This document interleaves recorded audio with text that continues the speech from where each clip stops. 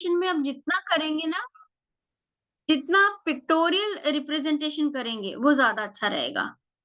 तो क्योंकि आपको जो समझ में ओके। हमेशा क्या होता है, अपन एक गो थ्रू करने के लिए जैसे स्लाइड्स बनती है ना, पीडीएफ, पीपीटी बनती है, वो कितना हमको रिवाइज़ करा देती है, तो आप ऐसा समझिए, है ना? ठीक है रोही जी, और मिथ बस्टर के लिए भी सेम ही ना? हर हाँ, बुक का एक मिथ बस्टर लिखना है ना, लाइक एक वो ऐसा कुछ नहीं, असाइनमेंट? मिथबस्टर तो पूरा ओवरऑल कि आपको ओके। कुछ छोटी बातें आ सकती है कि में से मुझे लगा कि मैं पूजा करने इसलिए जाती थी, अब मैं इसलिए जा रही हूँ, या फिर सम्यक दर्शन से ही मोक्ष मार्ग शुरू होता है। हम अभी पुण्य को अच्छा समझ रहे थे, पर यहाँ तो पुण्य भी आश्रम में ही आता आता है। तो ये जो आप अपनी जो गलत मान्यता थी, जैसे निश्चय आवश्यक के बारे में भी थी, सात व्यसन के बारे में थी कि हम तो यही समझते थे, बट इनमें तो और भी बताया गया है, ऐसा। Okay Rohi ji, thank you. No worries. और भी कुछ है ना तो पूछ लीजिएगा, क्योंकि बेसिकली क्लास मैम मैम ने इसलिए बोला है कि देखिए पूरी क्लास में, मैं बार-बार बोली, पूरी क्लास में हम इतने अच्छे से पूछ नहीं पाते हैं क्वेश्चन्स, तो जितना हो सकेगा हमें जो जितना पता है, हम बता सकते हैं। आपस में बात करके उसको कर सकते हो और फिर भी क्लेरिफिकेशन और मिले, तो मैम उसको समझाएगी तो हमको और अच्छे से समझ में आएगा, है ना? तो कोई वो नहीं है, आप जो भी है आराम से पूछ सकते हैं। ठीक है ना? और कुछ किसी को और क्वेश्चन्स है? प्रगति जी, केवन्या जी? हाँ, मैं भी फर्स्ट टाइम मूडल पे अपलोड करूँगी, so thank you for covering what you just said Ruhi ji. हुँ। अम, वही आई थिंक मैं जब करने बैठूँगी तब मोर क्वेश्चन्स आएँगे बिकॉज़ फर्स्ट हाँ, टाइम तो पूछ हाँ, हाँ, हाँ, है ना? और इसके देन लिए आई ना विल देखिए क्लैरिफाई। मूडल के लिए क्या होता है, जैसे ना अपने फ़ोन पे एक ऑप्शन होता है ना नोट्स में, हुँ, नोट्स में आप मल्टीपल कॉपीज़ कर मतलब एक एक के बाद दूसरा फ़ोटो लो, तीसरा फ़ोटो लो, चौथा फ़ोटो लो, फिर वो एज़ अ हुँ, पीडीएफ चला जाता है। हुँ, हुँ, ठीक है? तो वो ऑप्शन इज़ वेरी गुड, मैं जब मैं करती थी, अच्छा, ठीक है? तो उससे हाँ, क्या होता है, जैसे एक-एक, एक-एक फॉर सपोज़ मैंने 7, हमारे को तो पहले ना इतना नहीं था, समरी नहीं होती थी, हमको तो ऐसा, हम समरी के नाम पे क्या था, पूरी-पूरी बुक ऐसी इतनी मोटी-मोटी बनाते थे। मैं आप मेरे लिखो देखोगे तो आप लोगों को तो कम है, तो हम लोग क्या करते थे, एक जैसे एक पेज लिया, उसका फ़ोटो लिया, दूसरा लिया, तीसरा लिया, तो ये नोट्स हुँ, में आई डोंट मैं आईफ़ोन यूज़ करती हूँ, तो आईफ़ोन में ऐसी फैसिलिटी तो सभी में होती होगी, तो एज़ अ हुँ, पीडीएफ बनता है। आप जब भी हुँ, फ़ोटोज़ लो ना, सीरीज़ ऑफ फ़ोटो, फिर वो जब हुँ, सेव करते हैं तो वो पूछता है कि आपको कैसे चाहिए, तो वो एज़ अ पीडीएफ करता ओके, यस, यस, है यस, ना? और वो हुँ, पीडीएफ को बस आप अपने फ़ोन, देखिए मूडल फ़ोन से इतना अच्छा नहीं होता है, बहुत प्रॉब्लम्स आती हैं, तो इसके लिए आप है ना, मेरे हिसाब से अगर लैपटॉप पे रहेगा ना तो ज़्यादा आपको क्लियर पिक्चर देगा, पर ठीक है, मैं फ़ोन पे भी करती थी, तो हुँ, हुँ, या फिर मेरा फ़ोन में ऐसा होता था, पर आप उसमें करिए, बस आपका पीडीएफ अपने फाइल्स में स्टोर हो जाएगा, और मूडल पे जाइए, अपना लॉगिन करेंगे। लॉगिन मोस्टली जो भी लॉगिन रहता है उसमें आपके पास तो हो गई। तो उस लॉगिन से आप पर्टिकुलर उसमें समरी, जैसे एक-एक सेमेस्टर का एक-एक पेपर है, उसका जैसे समरी ऐसा लिखा होगा, बस समरी पे हुँ, क्लिक किए, वहाँ पे अपलोड का ऑप्शन आएगा और अपलोड कर सकते हैं। अच्छा, ओके, ठीक है? और हर देखिए 3 चीज़ें होती हैं, एक तो वही आपको समरी करना है, दैट्स फर्स्ट असाइनमेंट, हुँ, गणित और भाव भाषण जाता है मैम की तरफ से, और हुँ, एक हुँ, तीसरा आता है जो एक क्वेश्चन पेपर आएगा हमें, उस हुँ, क्वेश्चन पेपर में 2 क्वेश्चन्स रहेंगे, वो हमें अपनी लाइफ से रिलेटेड जो कुछ एग्ज़ाम्पल्स रहते हैं, जैसे एक सोनू था, एक मोनू था, उसका ऐसा हुआ, फिर वैसा हुआ, तो वो बताओ वो कैसा करेगा? तो काइंड ऑफ इस टाइप के क्वेश्चन्स होते हैं। अच्छा, ठीक ओके, है? और उस क्वेश्चन्स को हमको क्लास में ही देना पड़ता है, अच्छा, ओके, ठीक है? तो और ये और उसके बाद में होता है आपके हर सेमेस्टर में पेपर्स होते हैं, ऑनलाइन पेपर्स, तो 50 23 या 25 क्वेश्चन्स होते हैं। हुँ, उसमें ऑब्जेक्टिव टाइप क्वेश्चन्स होते हैं, लाइक पहले चारों, मतलब चारों में से कोई सा भी चूज़ करना है, फिर तो वो आपको मैं सैंपल बाद में बताऊँगी, जब अपना टाइम आएगा ना, या वो मैं बता दूँगी। मेरे पास हैं वो सैंपल्स कहीं न कहीं लिखे हुए, करे हुए। ओके, ठीक है, थैंक ठीक यू। है? वरीज़। ठीक है, चलते हैं अपन अपने यस, तो हम चलते हैं हमारे सेकंड चैप्टर पे। देखिए, अभी तक तो हमको पता है ना भगवान की डेफिनिशन क्या है? भगवान की डेफिनिशन क्या है? जिन्होंने मोह राग द्वेष को जीता, जो वीतराग है, जो अकर्ता है, जो अनंत ज्ञान, अनंत दर्शन, अनंत वीर्य, अनंत सुख के हम्म धारक है, हम्म जो विथ शरीर और विदाउट शरीर भी हो सकते हैं, अरिहंत भगवान। और सिद्ध भगवान अशरीरी है, जिनके 8 कर्मों का क्षय हो गया है। ऐसे एक, सॉरी, डेफिनेशन नहीं, मैं तो ये बोलने ही लग गई, सॉरी, डेफिनेशन नहीं है ध्यान में। ये तो उसका उसका क्या हुआ, उसको आपने और खुलासा किया, बट फिर अब डेफिनेशन कौन बताएगा? जो सर्वज्ञ वीतरागी तो उपदेशी होते हैं। हाँ, देखिए ना, कभी भी अगर एक ऐसा डेफिनेशन पूछते हैं ना, तो ये डेफिनेशन आएगी, इसमें सब कुछ इंक्लूड है। सर्वज्ञ है ना, तो विभा जी सर्वज्ञ मैंने की केवली है, वो उनको सब पता है। हितोपदेश वीतरागी हैं, ठीक है। वीतरागी यानी जो राग द्वेष नहीं है, सब कषायों से दूर है। वीतरागी है, दैट मीन्स कोई कषाय नहीं है, मतलब कर्म भी बंधे हुए नहीं है, ठीक है। और हितोपदेशी है, तो हितोपदेशी रहना जरूरी है क्या? हितोपदेशी रहना जरूरी है? हितोपदेशी कौन से रहते हैं भगवान? सिद्ध अरिहंत। भगवान, अरिहंत। तो शंकर भगवान। तीर्थंकर भगवान, ओके। तो अरिहंत और तीर्थंकर दोनों सही आंसर है। देखिए, बेसिकली ऐसे देखा जाए ना, तो हम हितोपदेशी मोस्टली तीर्थंकर के लिए बोला जाता है। ऐसा नहीं कि भगवा बाकी, क्योंकि अरिहंत केवली जो हैं, आपको पता ही है ना, पुराने चैप्टर्स में वापस में बड़ा वो, अगर समझना होगा तो हम और कभी ये ले लेंगे, पर ये पहले मैम ने भी बताया और हमारी बाल बोध में भी था। देखिए, और सभी को पता भी होगा, बट फिर भी एक बार में थोड़ा रिवीजन कर लेते हैं। देखिए, हितोपदेशी मतलब जो हमें हित का उपदेश दे। तो क्या जो हम तीर्थंकर को ही क्यों हितोपदेशी बोला अभी इसके पहले?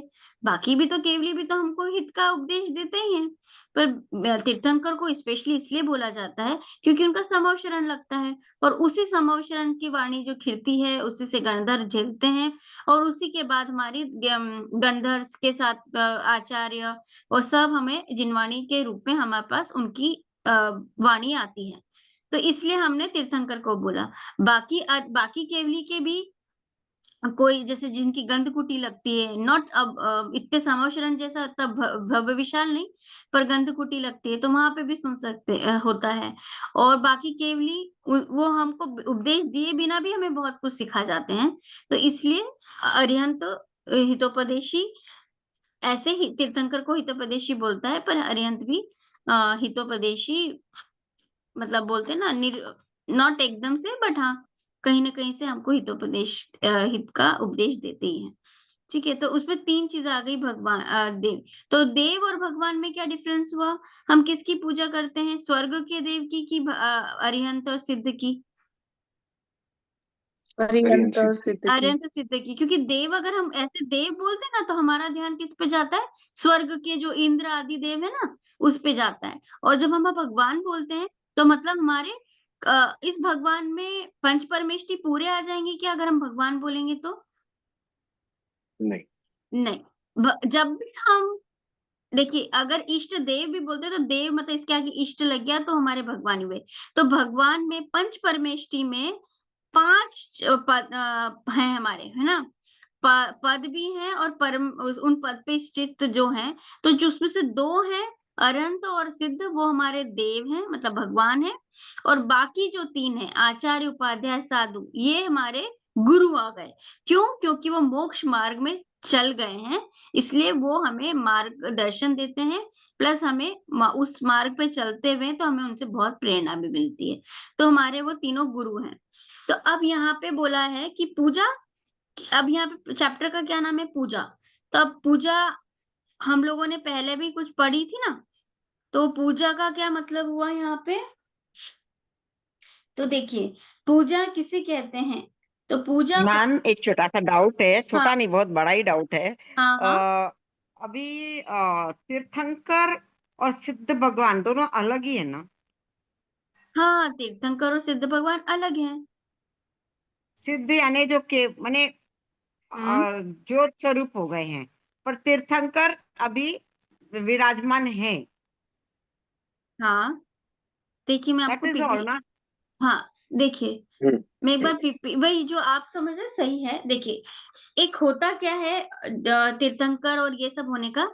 देखिए महावीर भगवान सबसे पहले क्या थे, उनके मतलब उनका जन्म हुआ, मतलब महावीर भगवान नहीं बोलना चाहिए, वर्धमान का, बालक वर्धमान का जन्म हुआ।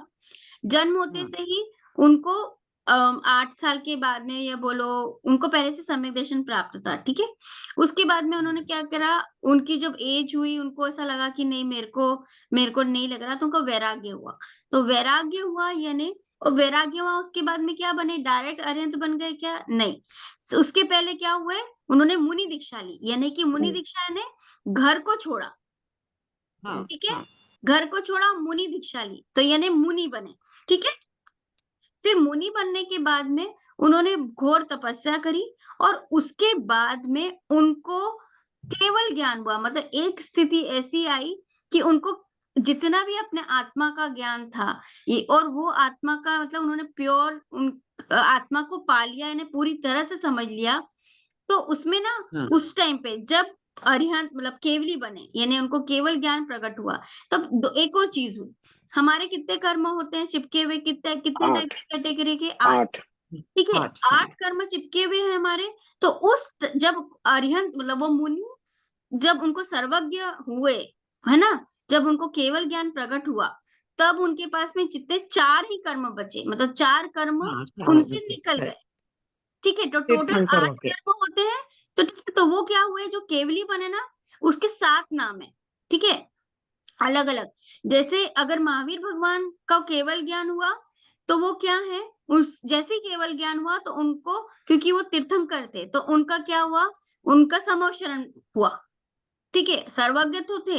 ऐसे ही बाहुबली, है ना, बाहुबली तो क्या हुए, उनको भी वैराग्य हुआ, वो भी मुनि बने, उन्होंने भी तपस्या करी, उन्होंने भी केवल ज्ञान प्रकट किया, ठीक है।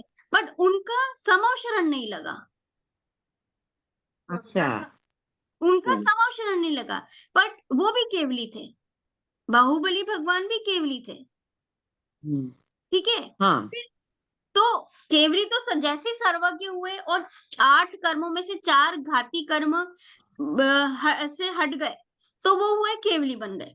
तो केवली में केवली। अलग अलग टाइप की केवली हैं, कि पहले केवली, जी। एक केवली ऐसे हैं कि तीर्थंकर हैं, उनका समवशरण लगा, एक केवली ऐसे हैं उनका समवशरण नहीं लगा, ठीक है। वो फिर भी तपस्या करते रहे, सब तपस्या करते रहे, और क्या हुआ उनको, हाँ फिर वो बात की कैटेगरी। अब एक केवली ऐसा है जिसको है ना गंधकुटी की रचना होती है, मतलब छोटी सी, जैसे समवशरण इतना बड़ा नहीं, छोटा कुछ रचना हो जाती है, ठीक है। वो वहां पे बैठ के अपने आप उनकी ध्वनि निकलती है और वो उपदेश देते हैं। एक केवली ऐसे अच्छा। होते हैं कि वो केवली कैसे बने, तपस्या करते करते करते उनको ना खूब घोर उपसर्ग हुआ, और उस घोर उपसर्ग में ही उनको केवल ज्ञान प्रकट हुआ। मुनि अवस्था में उपसर्ग हुआ, और उसको और केवल उत्सर्ग यानी, उत्सर्ग यानी, उपसर्ग मतलब कोई कोई विपदा आ गई, जैसे अच्छा मुनिराज है, ठीक है, मुनिराज के ओके। सिर पे वो रख दी, जलती हुई सिगड़ी रख दी, तो जलेगा कि नहीं जलेगा, या जी। तो ऐसा उतना इतना घोर उपसर्ग हुआ, और जैसे पार्श्वनाथ भगवान को हुआ था, तो वो उसी उपसर्ग के काल में उन्होंने इतना पुरुषार्थ किया कि उनको केवल ज्ञान प्रकट हुआ, तपस्या करते करते करते। तो क्या हुआ, अच्छा उनको कौन से मुनि बोल दिया, उपसर्ग को झेलते हुए, ना, तो उनको एक मुनि का नाम, मतलब उस केवली का नाम दिया। ऐसे 7 टाइप की केवलीज होते हैं, बट होते सब अच्छा इक्वल हैं। गुणों के देखा जाए तो सबको चारों, मतलब 4 कर्मों का नाश हुआ, घाती कर्मों का, और 4 गुणों का, 4 गुण प्रकट हो गए। हमारे पास गुण तो है ही, और वो कौन कौन से गुण प्रकट हुए, कौन कौन से गुण प्रकट हुआ, कौन बताएगा। जैसे ही केवल ज्ञान प्रकट होता है, तो कौन कौन से गुणों, सम्यक दर्शन, ज्ञान, चारित्र और तप। नहीं, सम्यक दर्शन तो पहले ही हो जाता है, सम्यक दर्शन अच्छा सम्यक दर्शन प्राप्त होता है। केवल ही जैसे ही 4 कर्मों, घाती कर्मों का नाश हुआ, तो उसके अगेंस्ट में कौन से कर्म का, सॉरी, आत्मा के गुण प्रकट होते हैं। Can I try, Ruhi? Yes yes, मेरे को ना एक विभाजी बता देंगी, एक प्रगति, एक प्रगति जी बता देंगी, एक कविता जी बता देंगी, और प्रीति जी बता देंगी। अनंत ज्ञान शायद किसी ने अगर बोल दिया है तो मैं अनंत दर्शन बोल देती हूँ। हाँ, प्रगति जी आपने क्या बोला था? हेलो, अनंत ज्ञान बोला था आई थिंक उन्होंने। विभा जी ने अनंत ज्ञान बोला और प्रगति जी ने सपोज करो अनंत दर्शन प्रकट किया। That's good, very good. Third Preeti ji आप बताएंगी? तो फिर मैंने जो ज्ञान दर्शन बोला उसमें हाँ, अनंत नहीं बोला, इसलिए क्या? नहीं, अच्छा मैंने आपने बोला ज्ञान ज्ञान दर्शन नहीं बोला, दर्शन। आपने हाँ, सम्यक ज्ञान ज्ञान दर्शन बोला। और चारित्र। हाँ नहीं नहीं नहीं, सम्यक ज्ञान बोला, सम्यक चारित्र हाँ। बोला, सम्यक दर्शन बोला, वो गलत है। वो तो अच्छा। हम जब भी जब देखिए देखिए ये तो एक अलग ही टॉपिक हो गया और which is very very important. हम शायद तो बाद में इन्होंने क्या बताया, अनंत और सम्यक, उसमें फर्क है? हाँ है ना। अनंत ज्ञान मतलब हमारा आत्मा का जो एक गुण है, ज्ञान गुण है ना अपने आत्मा में। हाँ आत्मा में कितने कितने गुण है? मेन ज्ञान, दर्शन, सुख, वीर्य। और ये जो अच्छा। चारित्र है ना, वो गुण गुण कैसा है वो अलग है। वो मैं आपको अलग तरीके से बताऊंगी। बट जो मृदुला जी आपन क्या डिफरेंट वे से इसको समझेंगे। पर अभी के लिए आप क्या करेंगे, क्योंकि उसको मैं आपको बहुत अच्छे से एग्जाम्पल से समझाऊंगी, ठीक है? Okay okay. और ये अपना ये हमें बेसिक है जो आज हम डिस्कशन कर रहे हैं ना, वो तो हर को मुंह जवानी याद होना चाहिए। और इसके ऊपर मतलब ये तो पंच परमेष्टि में आ जाएगा। ये बाल बोध का जो चैप्टर था ना, पंच परमेष्टि, उनके गुण, उन सब चीजों में आ जाएगा, ठीक है? तो ये हम पक्का करेंगे। पर अभी मैं जो बताना चाह रही हूँ, देखिए आपका क्वेश्चन था अरहंत बनते हैं ना, तो देखिए 4 घाती गुण नष्ट होते हैं। वो कौन कौन से गुण हैं? ज्ञानावर्णीय ज्ञानावर्णीय कर्म, दर्शनावर्णीय, मोहनीय और मोहनीय, अंतराय। ये 4 अंतराय। घाती कर्म है, उनका नाश हो जाएगा, ठीक है? हाँ और उसके नाश होने में क्या प्रकट होगा? अनंत सुख, सॉरी, अनंत ज्ञान, अनंत दर्शन, अनंत सुख, अनंत वीर, जी जी। ठीक है? ये चारित्रिक जितने गुण है ना, ये प्रकट हो जाएंगे, प्योर प्रकट हो जाएंगे। अभी हमारे पास में भी सुख है, हमारे पास में भी ज्ञान है, बट वो प्यूरिफाइड नहीं है। तो इसी को अनंत चतुष्टय कहते हैं ना? हाँ, इसी को अनंत चतुष्टय कहते हैं, है ना? और उसके बाद में देखिए अब क्या बचा, तो ये अरिहंत केवल ज्ञान प्रकट हुआ। उसके बाद में हमारे पास ये कर्म। अब उसके बाद में भी उन्होंने खूब तपस्या करी, ना तपस्या, योग निरोध किया। मतलब एक थोड़े दिनों तक महावीर भगवान ने 30 साल तक उन्होंने क्या करा, समोशरण चला उनका। 42 ईयर्स तक, सॉरी 42 ईयर्स तक का उनका समोशरण चला, ठीक है? 30 साल के हुए तो उन्होंने मुनि दीक्षा ली। मुनि दीक्षा के बाद में उन्होंने कितने 12 साल तक तप किया, 12.5। 12.5। और तप किया तब मुनि थे, जैसे इतना तप किया कि केवल ज्ञान प्रकट हो गया और ये चारों गुण प्रकट हो गए, है ना? उसके बाद में उन्होंने समशरण का उनका जितना काल था वो लिखा है ना, कि उनके 30 पास साल, 30 30 साल। साल हाँ। तक उनके पास अभी भी क्या है, मुनि दशा अभी भी है, अभी भी शरीर है उनके पास, ठीक है? फिर उसके बाद वो शरीर है हाँ शरीर है ना। हम्म। अरिहंत किसके? तब महावीर स्वामी के? महावीर अभी नहीं, अरिहंत दशा जब तक वो 30 साल तक हाँ 42 साल तक उन्होंने जब तक हाँ। समर्पण उनका रहा, या तब तक तो राइट। उनके पास शरीर था, ठीक जी है? अब सिद्ध भगवान बनना है तो शरीर हटाना है, मतलब हटाना है हाँ। ना कि हटेगा। तो वो शरीर को जब हटेगा तब उनका योग निरोध होगा, मतलब उनका समर्पण रुक जाएगा। और वहां एकाग्र होके उन्होंने इतना पुरुषार्थ करेंगे कि 48 घंटे में वो सिर्फ आत्मा में रहेंगे। और उसके बाद में उनको क्या होगा, सिद्ध दशा प्राप्त हो जाएगी, यानी कि प्राप्त हो बॉडी भी जाएगी। चली जाएगी। जो 4 अघातीय कर्म बचे हुए थे, कौन कौन से? नाम कर्म, वेदनीय कर्म, और कौन कौन से कर्म थे? गोत्र आयु कर्म, कर्म। आयु कर्म, आयु हाँ और गोत्र। हाँ गोत्र, ये चारों भी चले जाएंगे और बाकी जो 4 गुण हैं, ऐसे तो अनंत गुण हैं, पर मेनली जो हम बोलते हैं, फिर अनंत जो बाकी चारों गुण भी प्रकट हो जाएंगे। और वो उसका गुण का नाम अगुरु लघुत्व गुण और ये सब है। वो आपको पूरा जिस दिन बताऊंगी ना, क्योंकि उसको बोलना, उसको समझना में थोड़ा टाइम लगेगा। तो ऐसे करते हैं, तो इस तरह से सिद्ध बन जाते हैं। तो अरहंत भी एक ऑलमोस्ट देवी हैं, बस उनका थोड़ा सा बचा हुआ है। अदरवाइज सिद्ध और अरिहंत सेम है। और अरिहंत को हम इसलिए पहले पूछते हैं नमो अरिहंताणम में, क्योंकि अरिहंत भगवान से हमको डायरेक्टली हमको कनेक्शन कर सकते हैं। हाँ, इसलिए हमको उनसे मिलता है, कुछ ना कुछ लाभ मिल रहा है, इसलिए। ठीक थैंक है, यू। या तो अब है ना, हम होते हैं कि पूजा किसकी करना चाहिए, पूजा कहते किसको हैं? तो पूजा कहते हैं इष्ट देव, शास्त्र और गुरु का स्तवन करना, यानी उनकी गुणों की पूजा उनके गुणों को गाना, उनको गुणों को अनुराग करना, उनके गुणों के प्रति अनुराग करना, वो हमारी वो पूजा है। तो क्या मुसलमान पूजा नहीं करते? करते हैं ना, मुसलमान पूजा करते हैं क्या?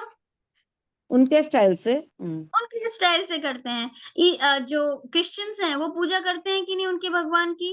करते हैं, वो उनके स्टाइल से करते हैं। तो सबके पास स्टाइल्स अलग अलग है ना? पर ठीक है, तो ये पूजा है, उनको गुणों को अनुराग करने के लिए पूजा होती है। जैसे उनको सच्चा ज्ञान है, उनके प्रति हमें श्रद्धा है, वो सब हमारी क्या कहलाती है? पूजा कहलाती है। ठीक है, तो इष्ट देव, शास्त्र, गुरु का गुण स्तवन, उसको पूजा कहते हैं। अब बोले इष्ट देव किसको कहते हैं? अब बोले ना इष्ट का है, तो इष्ट मतलब क्या होता है? इष्ट का कौन मतलब बताएगा? एनीवन? हम जो चाहते हैं, हमारे जो मतलब इच्छा आराध्य है टाइप ऑफ। आराध्य अलग हो गया, इष्ट का मतलब पूछ रही थी मैं। अच्छा, हम जो चाहते हैं। हाँ, जो देखिए, चाहना तो हमारी इच्छा हो गई। इष्ट मतलब जिससे मेरा अच्छा हो, जिससे मेरा अच्छा, जो चीज अच्छी हो ना, इष्ट मतलब मेरे लिए अच्छी हो। कल्याणकारी, हाँ, कल्याणकारी। राइट कल्याण, राइट। है ना? तो वो उसको बोलते हैं इष्ट। तो जो इष्ट होता है ना, वो इष्ट देव कैसे बने?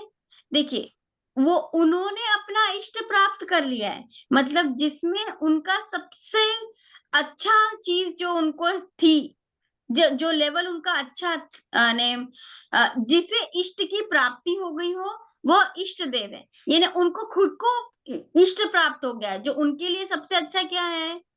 सुखी होना। कैसे सुखी? हमेशा के लिए सुखी, है ना? वो उनके लिए इष्ट है।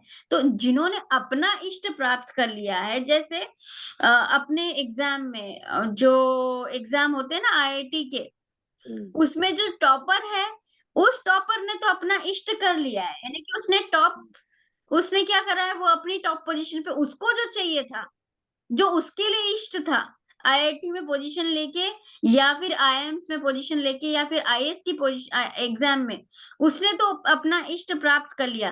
तो जब मैं आईआईटी की एग्जाम देने की प्रिपरेशन करती हूँ, तो मेरे लिए कौन इष्ट है? जो टॉपर है या फिर रैंकर्स हैं, वो मेरे लिए इष्ट हैं। क्यों? क्योंकि उन्होंने अपना इष्ट प्राप्त कर लिया है, और मेरे को जो प्राप्त करना है वो मुझे कहाँ मिलेगा? मेरे को उनको उनको जब मैं देखूंगी कि वो उन्होंने कैसी पढ़ाई करी, उन्होंने वो कोटा गए क्या पढ़ने के लिए, उन्होंने कौन सी कोचिंग करी, उस कोचिंग के बाद में उनका रूटीन कैसा था, उन्होंने एग्जाम्स की प्रिपरेशन कैसी करी, है ना? वो कितने साल तक करे। तो मेरे लिए उन्होंने इष्ट प्राप्त कर लिया, और मेरे इष्ट प्राप्त करने के लिए मैं इनकी क्या कर रही हूँ? मार्गदर्शन मिल गया। मार्गदर्शन मिल गया, और उनको पूजा कर रही हूँ। मतलब पूजा, जैसे मैम इतना समझाती है तो हमको कितना अहोभाग्य आता है ना, उनके प्रति कितनी आती है ना, कि एडमायर करते हैं ना हम उनको, कि मैम ने कितना अच्छा सो कर रखा है। उन्होंने तो देखिए, उनका बैकग्राउंड में वो उन्होंने सच्चा सही, उनको जो चीज सही निर्णय लिया उन्होंने, और वो इस मार्गदर्शन में उन्होंने कितना अच्छा समझाती हैं। तो ये सब क्या, वो हमारे लिए एक मार्गदर्शक है। तो इस तरह से हमको उनके प्रति कितना आता है। तो जो सोचो, वो भगवान जो सब चीज प्राप्त कर चुके हैं सब, तो उनके प्रति तो हमको कितना अनुराग, उनको गुणों का स्तवन करने की इच्छा होगी ना, हाँ, ऐसा। अपना बच्चा ही कोई बहुत अच्छा काम करता है तो हमको कितनी उसकी महिमा आती है। तो ऐसे ही अगर हम आस पड़ोस वालों को बताएंगे, व्हाट्सएप पे सेंड करेंगे, देखो मेरा बेटा ने ये करा, ऐसा, तो हम उसके गुणों का गा ही रहे ना, उसके गुणों का, ऐसा। तो इष्ट देव और शास्त्र गुरु का स्तवन करना ही पूजा है। और इष्ट देव कौन से हैं? जिन्होंने इष्ट की प्राप्ति कर ली है वही इष्ट देव है। और वो कौन है? देव में कौन कौन आ गए? अरिहंत और सिद्ध। ठीक है। हाँ। क्योंकि इसके बाद में भी है ना, 2 तरह की पूजा होती है। अरिहंत और सिद्ध है ना, उसको हम व्यवहार पूजा बोलेंगे। मतलब व्यवहार से हम किसकी पूजा करते हैं? इष्ट देव गुरु शास्त्र की, व्यवहार से। पर उन्होंने इष्ट देव बनने के लिए उन्होंने किसकी साधना करी, किसकी पूजा करी? अपनी आत्मा की पूजा करी। तो अगर हम निश्चय से देखेंगे तो हमारी जो आत्मा है, मतलब वो पूजा कौन सा हुई? यानी जब आराध्य आराधक, इसकी लिख सकते हो आप, मेरे यहाँ लिखा हुआ नहीं है। 2 टाइप की एक तरह से पूजा हो गई, निश्चय पूजा और व्यवहार पूजा। आराध्य और आराधक। आराध्य कौन है और आराधक कौन है? आराध्य मतलब जिसकी हम आराधना कर रहे हैं। तो किसकी आराधना कर रहे हैं? देव की, इष्ट देव की। और आराधक कौन है? आराधना करने वाला कौन है? हम, है ना।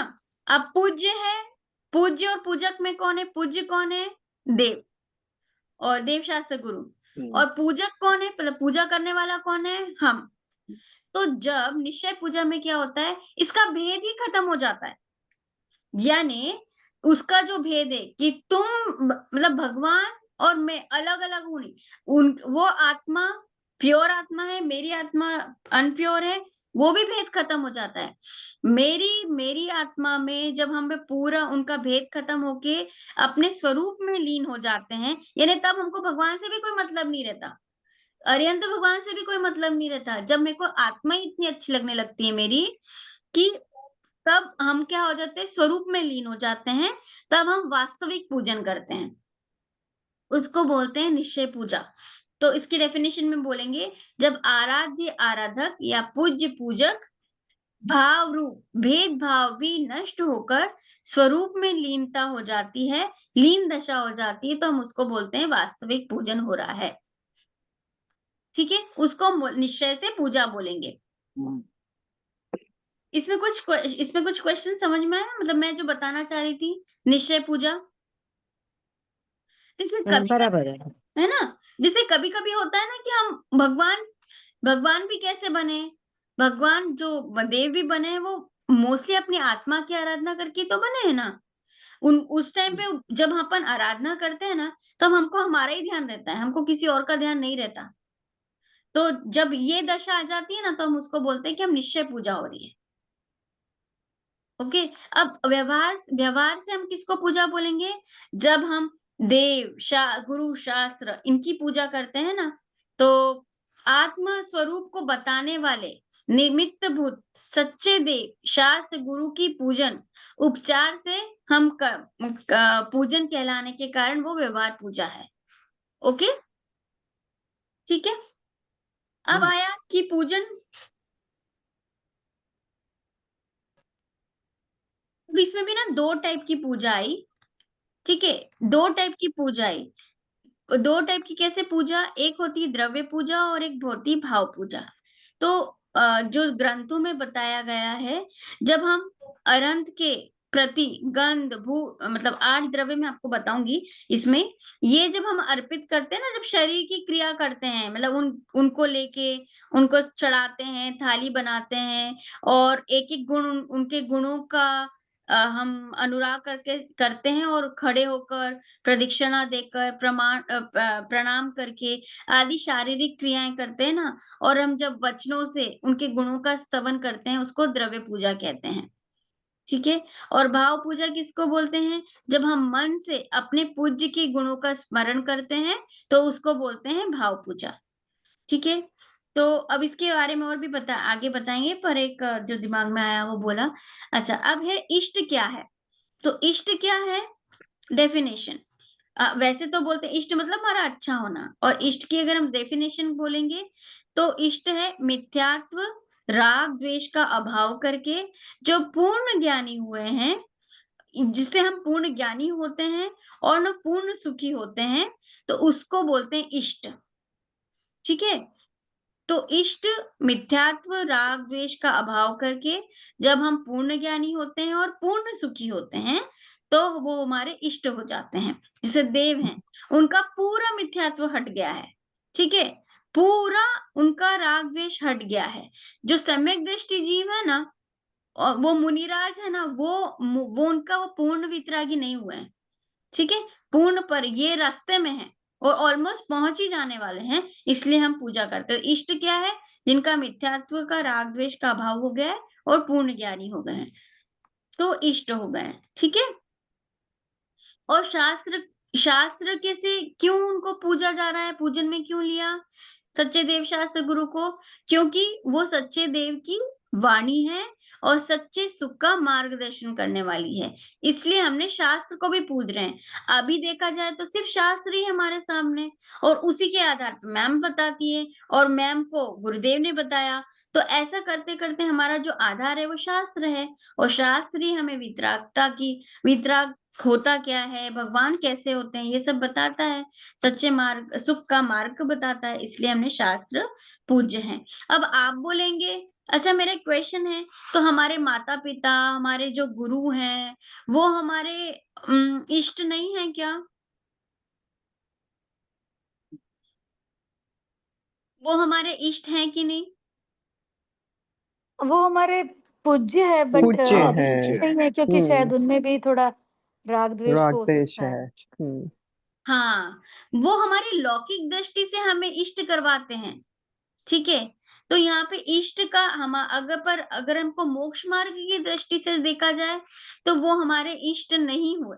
हम उनका यथा योग्य क्या करेंगे? आदर करेंगे, विनय करेंगे, उनको जितनी रिस्पेक्ट देने होगा पक्का देंगे। ठीक है, और बोलेंगे भी कि आपने हमको नहीं बताया होता तो हम नहीं समझ पाते, हम गलत दिशा में जा रहे थे, पर आपने हमको सही दिशा दिखाई। हम ये सब बोलेंगे, हमको पूरा विनय करेंगे, आदर करेंगे, बट हम उनको इष्ट देव जो मोक्ष मार्ग में, क्योंकि उनके पास अभी भी राग द्वेष मोह अभी भी है, इसलिए हम उनको उसमें नहीं गिन सकते हैं। ठीक है, वो ज्यादा से ज्यादा क्या बताएंगे? देखिए, जो हमारे माता पिता है ना, जैसे बताया जाता था कि माता पिता हम जैसे माँ है, जो और जिनवाणी माँ में क्या डिफरेंस है? माँ हमें जन्म देती है, पर जिनवाणी माँ क्या करती है? हमको जन्म मरण से हटने का मार्ग बताती है। ठीक है, माँ शादी करवाती है, परंतु यहाँ पे हमको मुक्ति मुक्ति की रानी से मिलवाने का पूरा हमको मार्ग बताती है जिनवाणी। ठीक है, तो इस तरह से माँ हमें जब भी हमको गलत परिस्थितियां में रहती है, तो हमें बताती कि ऐसा करना चाहिए, क्या नहीं चाहिए। पर यहाँ पे भी जिनवाणी माँ भी हमें कितने अपने तत्व ज्ञान से हमें पूरी गलतियां करने से, मतलब अपने कर्म न बंधे, ऐसी बात बताती है, और हमें भगवान बनने का मार्गदर्शन देती है। तो इस तरह से ये जो देव बाकी हैं, वो भी देव शास्त्र गुरु, वो ही हमारे इष्ट हैं। अच्छा, एक और क्वेश्चन था, सम्यक दृष्टि इष्ट है कि नहीं? नहीं, ये क्वेश्चन बाद में, पहले अभी आपको वो समझ में नहीं आएगा शायद, जो मेरा क्वेश्चन है। अब यहाँ पर है पूजन किसकी की जाती है, तो मैंने बता दिया, पूजन हमेशा इष्ट की जाती है, और अनादि अनंत वीतरागी और सर्वज्ञ स्वभावी अपनी ज्ञानानंदमय आत्मा जो है, उसके आधार पे हम जो उसको, मतलब हमारी भगवान को प्राप्त करने के लिए जो रास्ता बता रहा है, जो वास्तविक आधार है, वही हमारे परम इष्ट हैं। इसके आधार से मिथ्यात्व, राग द्वेष इत्यादि समस्त विकारी भाव का हमारे पास अभाव हो जाता है। तो ये वाला जो बताया था ना, इष्ट, वो बताया, और पूजन किसकी की जाती है। अब है कि यहाँ हो गए, देखिए देव, यहाँ पे शास्त्र, ये गुरु। गुरु कौन कौन से आएंगे? जो नग्न दिगंबर भावलिंगी मुनि हैं, वो पूज्य होते हैं। उस पथ, क्योंकि वो क्यों होते हैं? उसी पथ के पथिक वीतरागी संत होने से। कौन से? क्योंकि वो भी मोह राग द्वेष उनके भी हट रहे हैं और वो मोक्ष मार्ग में है और वीतरागी हैं वो। वीतरागी पूर्ण वीतरागी नहीं है, पर धीरे-धीरे उनका वीतरागपना बढ़ता जा रहा है। इसके कारण हम है ना उन गुरुओं को भी वंदन करते हैं। विद्या गुरु, माता-पिता आदि भी गुरु कहलाते हैं। क्या उनकी भी पूजा करना चाहिए? जैसे मैंने अभी पूछा, देखिए कितना लौकिक दृष्टि से यथा योग्य आदर करना चाहिए। मोक्ष मार्ग में पूज्य नहीं है और उनके राग द्वेष का अभाव नहीं हुआ है। ठीक है?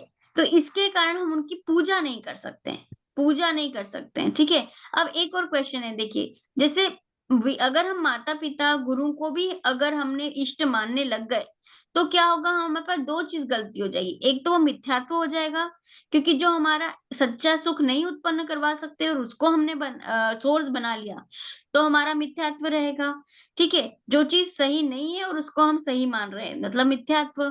फिर अगर हमने इष्ट जो खुद रागी द्वेषी हैं, उनको सहारा बनाया, तो उनके चक्कर में क्या होगा, अगर वो सपोज हमारे माता-पिता या जो हमारे को बहुत हमको इष्ट हैं, है ना, लौकिक दृष्टि से, पर वो कितने दिन तक टिकने वाले हैं?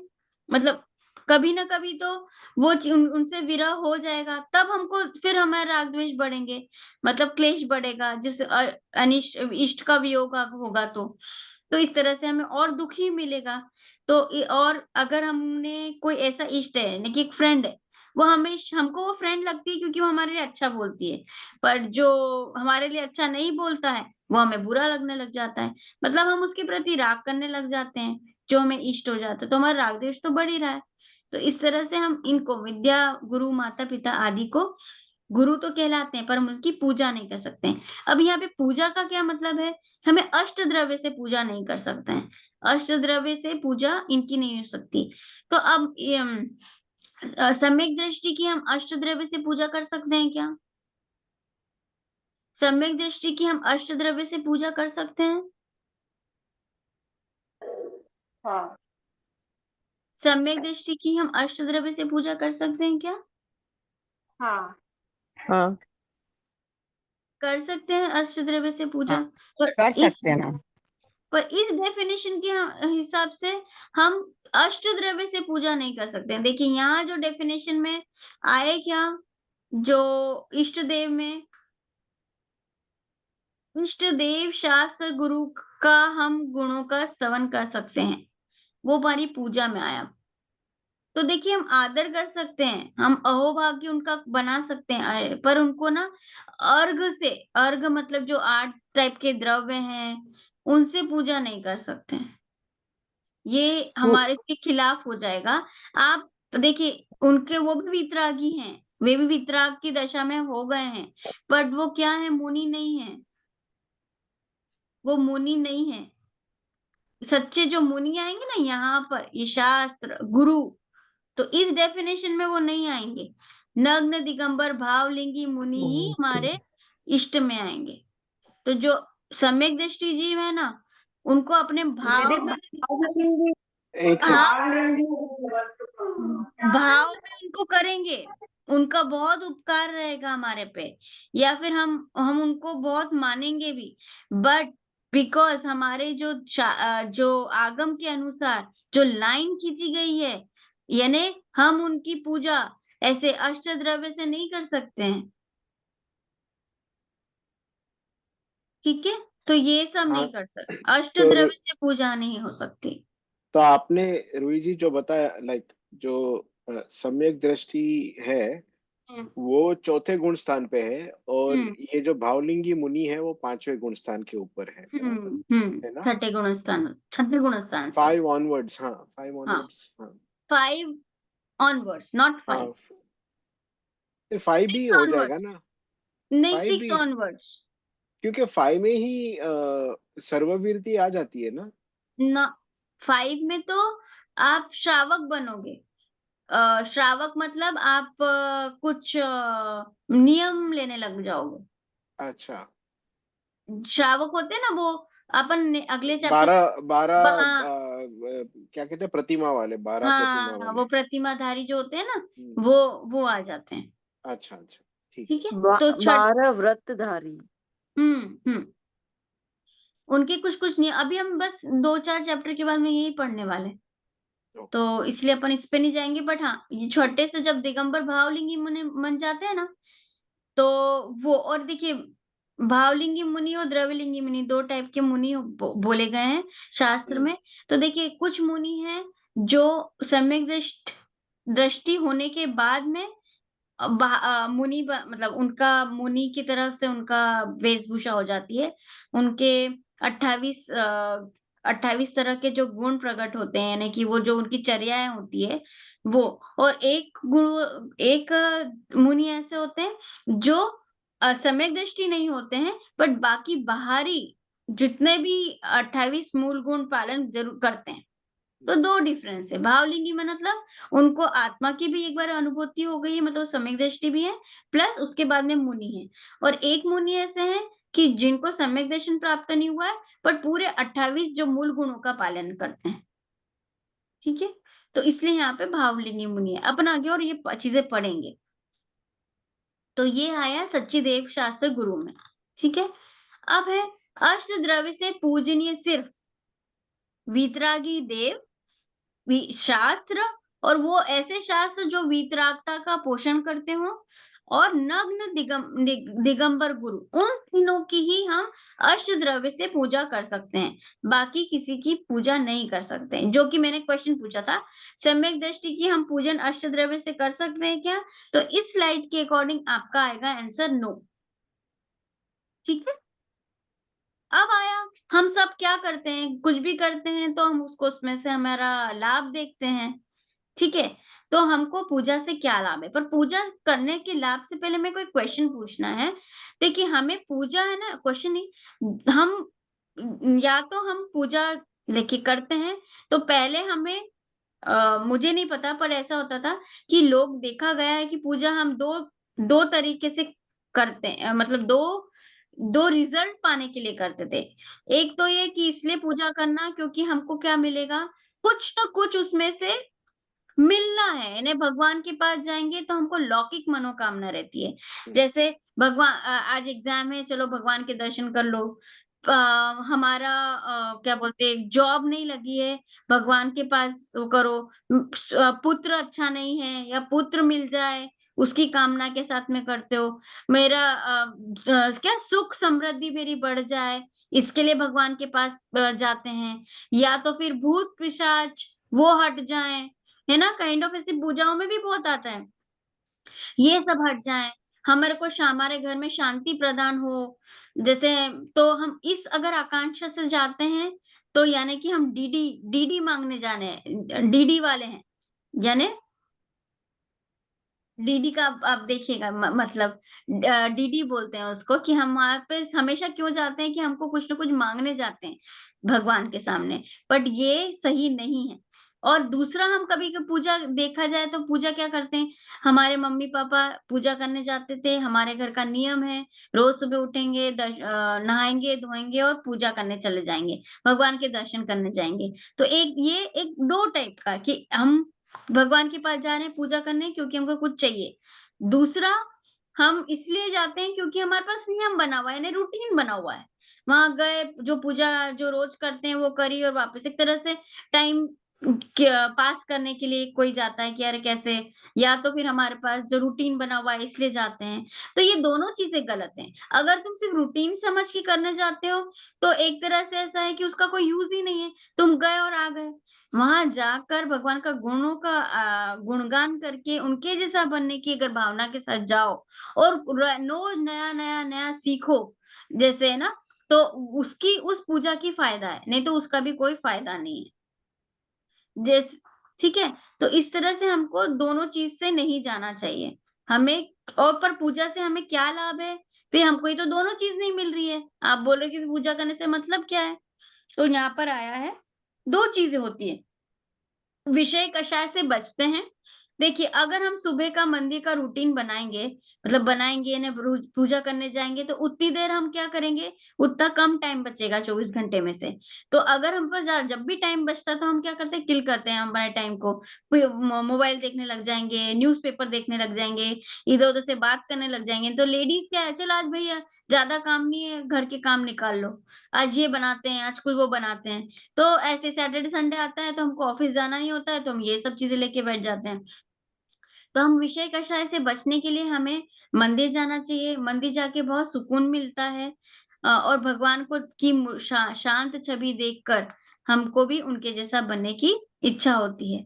और शुभ भाव के कारण पुण्य बंधने से उसके उदय उदय से भोग सामग्री की प्राप्ति होती है। तो यहाँ पे दोनों चीज बता दी, एक तो सच्चा लाभ बता दिया और एक लौकिक लाभ बता दिया। सच्चा लाभ क्या मिलता है? तुरंत वाला लाभ, कि उसी टाइम पे हमारे पास क्या होते हैं, एक तो तात्कालिक लाभ है कि उसी टाइम पे हमारे विषय कषाय से बचेंगे और हमारा मन शांत होगा, ठीक है। और ये हमारा तात्कालिक लाभ मिला। और लौकिक लाभ क्या होगा कि मंदिर गए, ये कौन सा काम हुआ? शुभ कर्म हुआ है कि अशुभ कर्म हुए, मतलब शुभ काम हुआ कि अशुभ काम हुआ? शुभ शुभ काम है ना। शुभ काम होगा तो हमको उसका क्या बन बनता पुण्य है? पुण्य पुण्य कि पाप? पुण्य पुण्य पुण्य बनेगा। तो ये ऑटोमेटिकली बन जाएगा। बट अगर हम इस कामना से गए कि मेरे को पुण्य का बंध बंधे, तो फिर नहीं बंधे, फिर नहीं होगा, वो पाप में परिवर्तित हो जाएगा, ठीक है। तो ये देखिए पूजा से क्या क्या लाभ है यहाँ पे बताया है। देखिए मैं थोड़ा जल्दी बढ़ रही हूँ, इसके इसके अंदर बहुत सारा चीजें खुलासा करने की है, बट क्योंकि 8:26 अभी हो गया है इसलिए मैं थोड़ा जल्दी करी हूँ।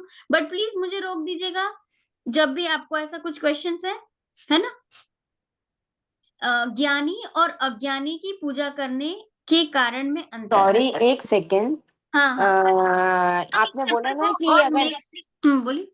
आपने बोला ना कि अगर अपन मतलब ये क्या करेंगे जो अपने पाप होंगे, आप बोले थे। अगर हम इस कामना से गए कि मेरा पुण्य का बंध, मैं मंदिर इसलिए जाऊंगी क्योंकि वहां राइट। जाके मैं, ये मेरा शुभ काम है और शुभ काम करने से मेरे को पुण्य का बंध होगा, इसके लिए मैं जाऊंगी। अगर इस इच्छा से गए ना तो भी पुण्य का बंध नहीं बनेगा। बट आप अपना को वीतरागी वीतरागी जैसे भगवान है, उनके गुणों का गान करके वे उनके जैसा बनने की इच्छा से जाते हैं ना, तो आपका अपने आप पुण्य बनेगा। जैसे एग्जाम्पल तीर्थंकर, आपने अभी हमने ना समर कैंप में 2400 तीर्थंकर भगवान के 8 भाव तक के हमने सभी तीर्थंकर के, ये हमने बच्चों को ना कहानी के रूप में बताया था 24 पुराण से। तो उसमें हर तीर्थंकर का पहला, जैसे लास्ट भाव से पूर्व का भाव वो स्वर्ग में ही था, ठीक है। तो उनको वो स्वर्ग का वो स्वर्ग का पुण्य अपने आप आ गया, क्योंकि उसके पुराने कर्म में उन्होंने ऐसे भाव किए कि वो अपने आप आ गया। बट वो स्वर्ग में भी क्या उनको जाना था? उन्होंने इसलिए इसलिए ये सब किया था क्या? जितने भी उन्होंने सम्यक दर्शन प्राप्त किया और जितने भी क्या बोलना चाहिए, धर्म के मार्ग में लगे, क्यों? क्योंकि उनको तो मुक्तिपुरी जाना था, उनको स्वर्ग वर्ग नहीं जाना था। वो तो पर स्वर्ग अपने आप मिल गया। यानी वो मैम ने नहीं बताया था कि तुम पुण्य का जब पुण्य करते करते करते करते इतना पुण्य बन जाता है कि वो आखिरी में खत्म ही हो जाता है। तो वैसे पुण्य अपने आप बनता है और उसकी आकांक्षा से बनाएंगे ना तो फिर वो पुण्य नहीं बनेगा, ऐसा। यानी कि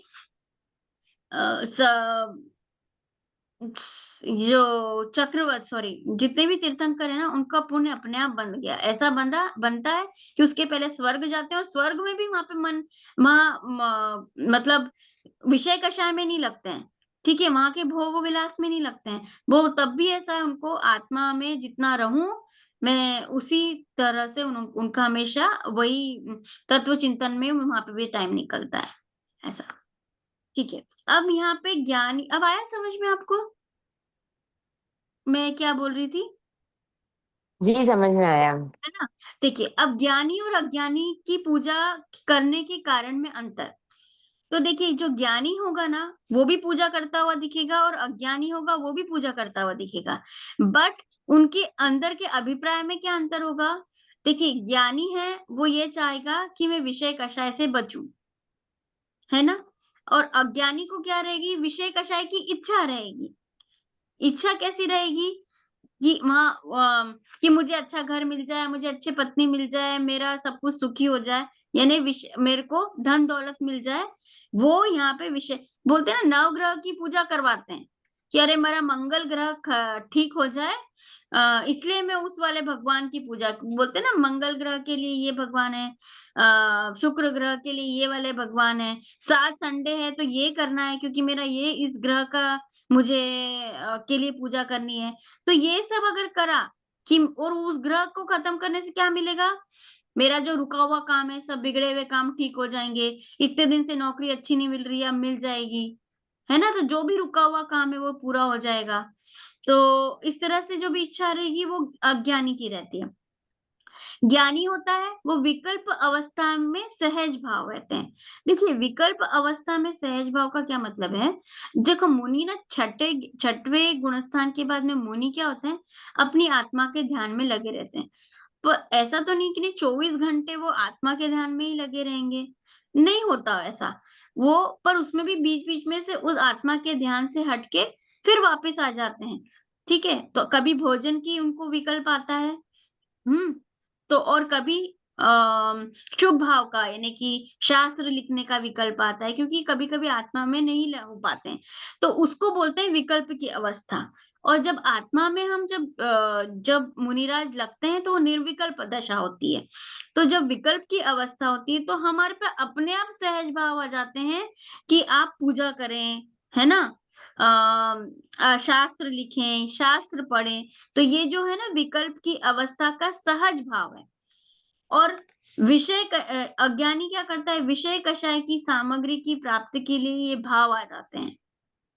ठीक है, अब ये देखिए, पुण्यानुबंधी पुण्यमय और पापानुबंधी पुण्यमय।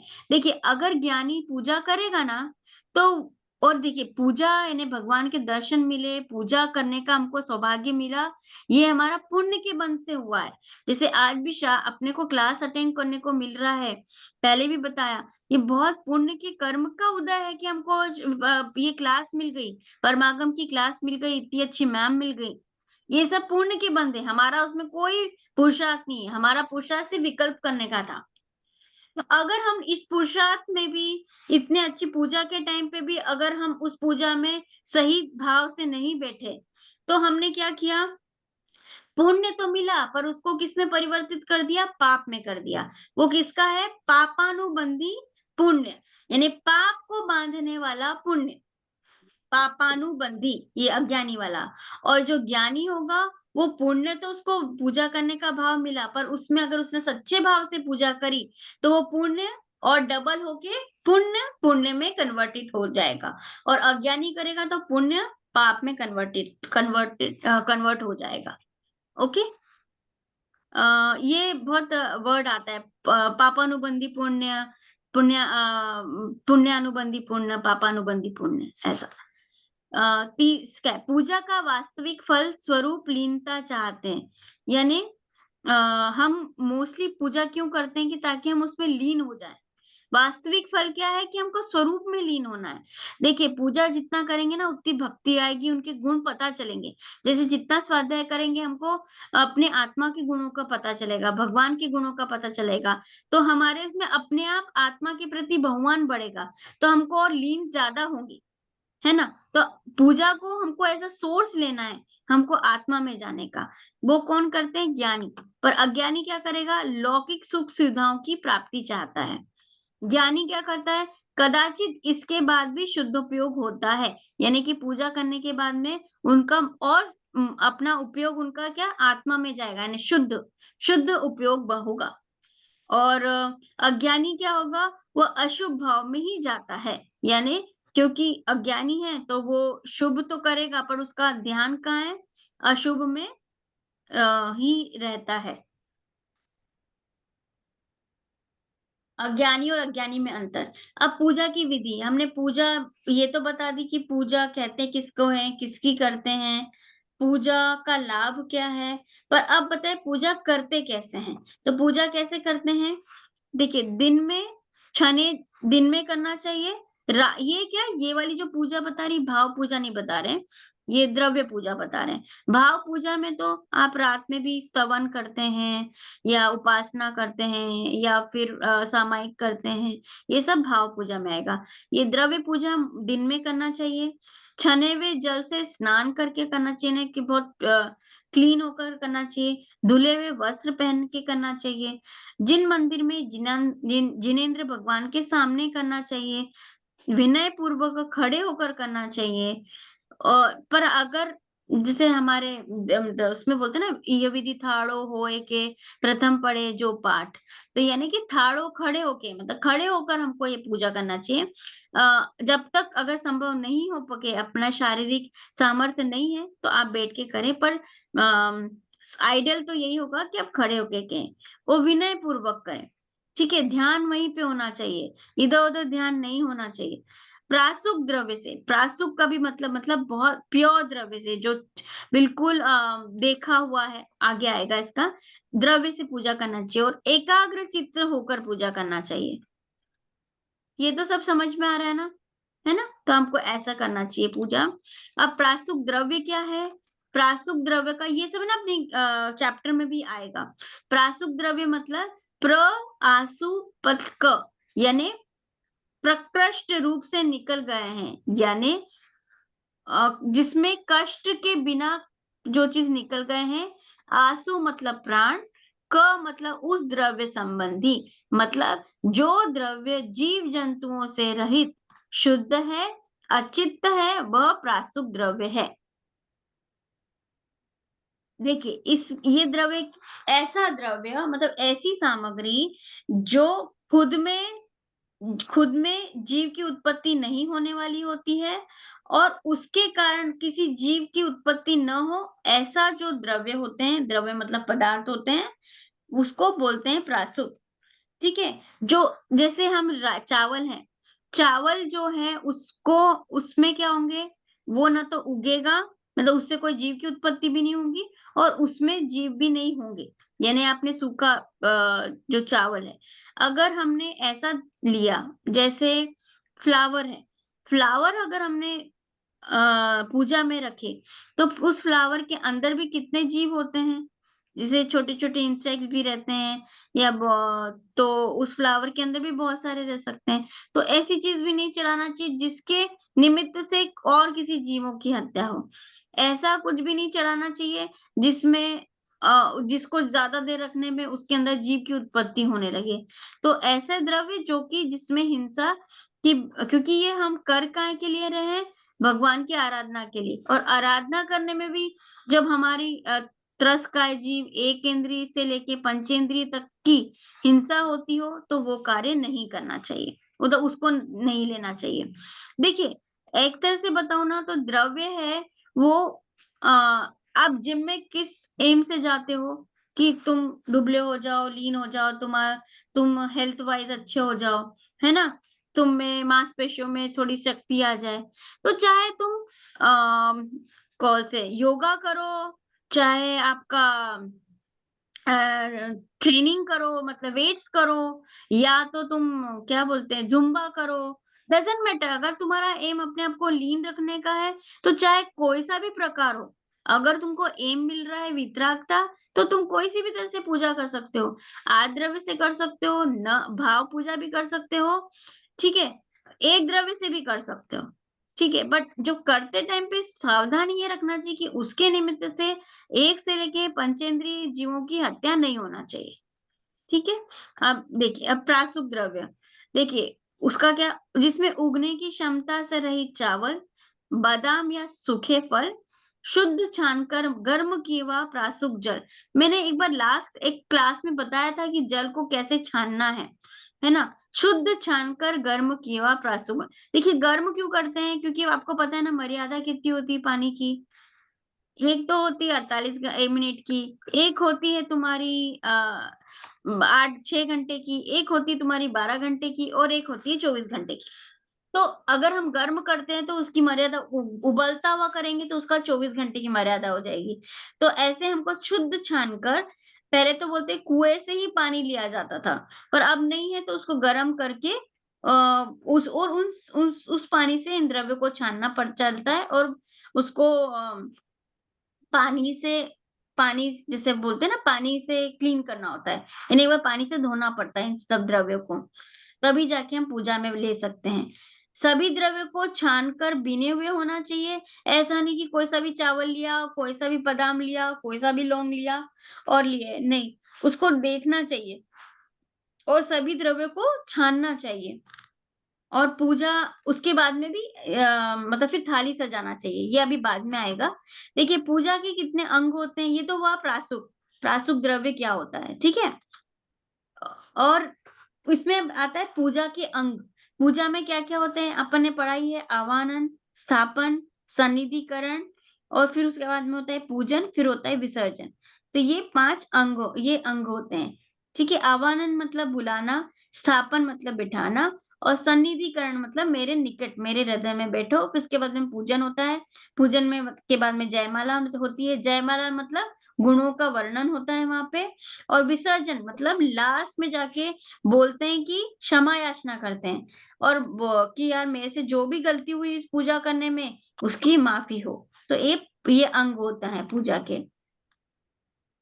आवाहन में देखिए अत्र अवतर समोष्टव मतलब आइए आइए। प्रयोजन क्या रहता है, पूजा के प्रारंभ में पूज्य के स्वरूप को दृष्टि के समक्ष लाने का प्रयास करना, मतलब हमारे आंखों में से वही पूजा, उस पूज्य जो देव पूज्य की हम पूजा कर रहे हैं वो हमारे आंखों के सामने आ जाए, यानी आइए आइए आइए। स्थापन मतलब अत्र तिष्ठतः मतलब विराजिए विराजिए। पूज्य को हृदय में विराजना, हमको कहाँ विराजना है, हृदय में विराजो। सन्निधिकरणम मतलब अत्र मम सन्नितो भव वशट, मेरे निकट विराजिए, निकट विराजिए। हृदय में विराजे पूज्य के स्वरूप के एक साथ एकाकार होना, मतलब तुम मेरे हृदय में तो आ गए हो पर उनके साथ, उनके स्वरूप में मेरा पूरी तरह से मग्न हो जाना, वो होता है सन्निधिकरणम। पूजन अष्ट द्रव्य एवं अर्घ समर्पित करना एवं जयमाला के रूप में पूज्य का गुणानुवाद करना।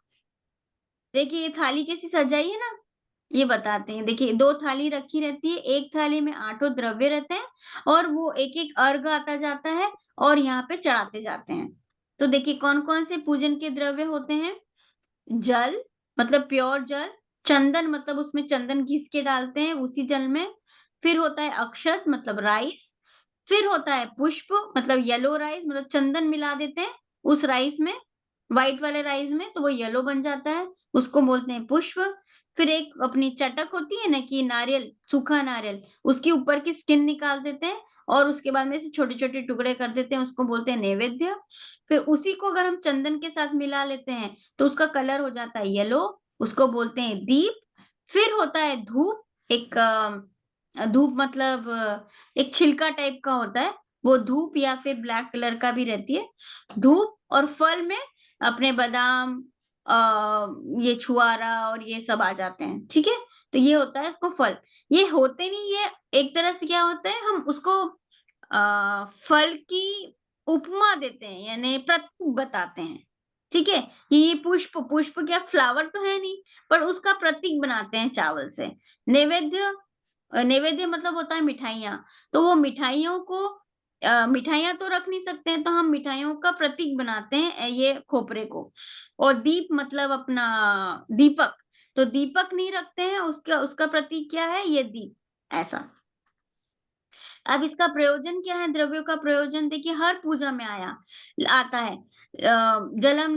अनर्गवत सॉरी, संसार ताप विनाशनाय चंदनम निरपामति स्वाहा और जन्म जरा मृत्यु विनाशनाय जलम निरपामति स्वाहा। तो इसका मतलब क्या है, जन्म बुढ़ापा मृत्यु के विनाश के लिए मैं जलम निरपामति स्वाहा।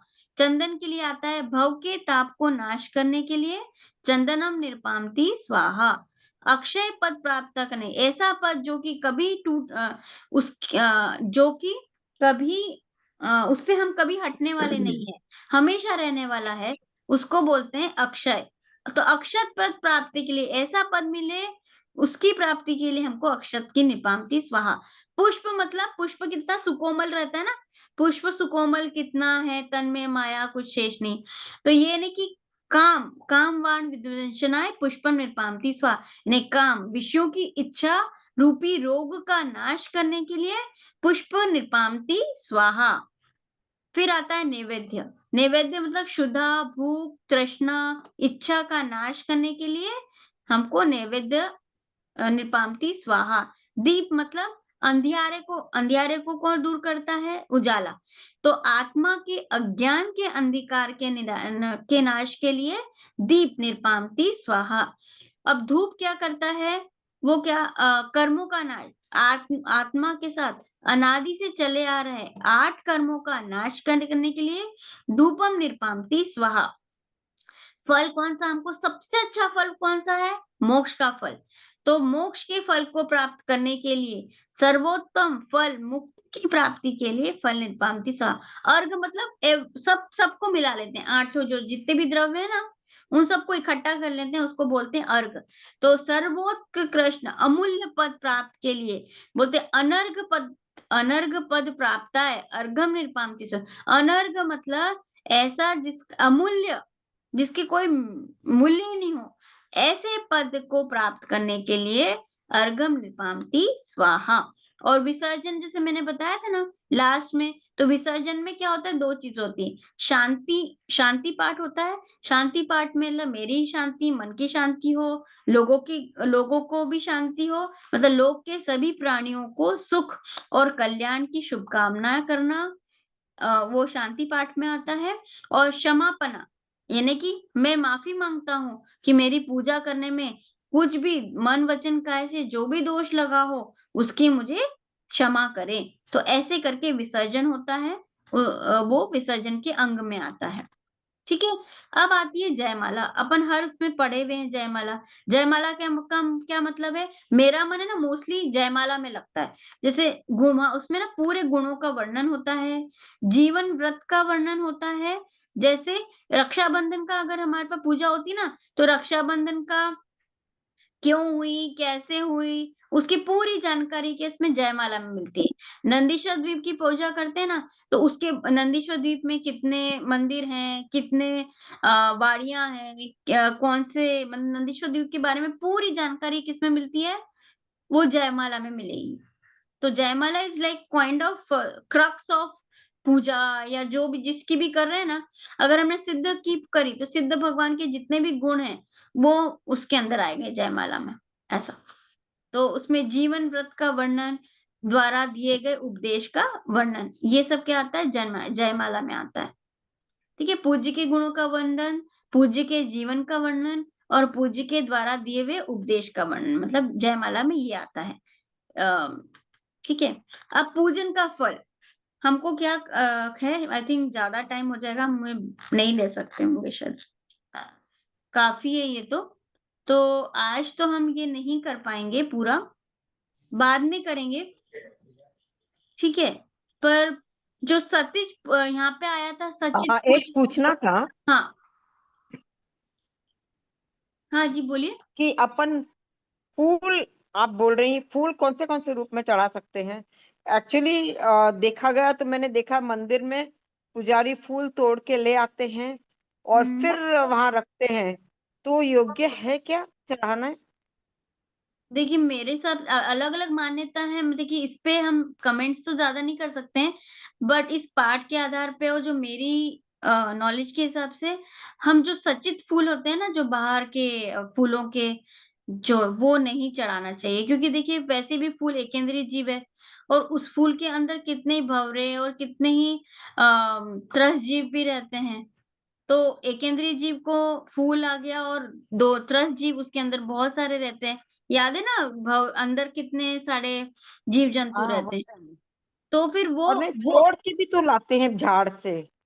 हाँ, तो गलत हुआ ना। और वो हाँ, देखिए ऐसे तोड़ना, टूटे वो अगर टूटे हुए मिले तो भी गलत है, उसके अंदर तो कितने जीव रहते हैं।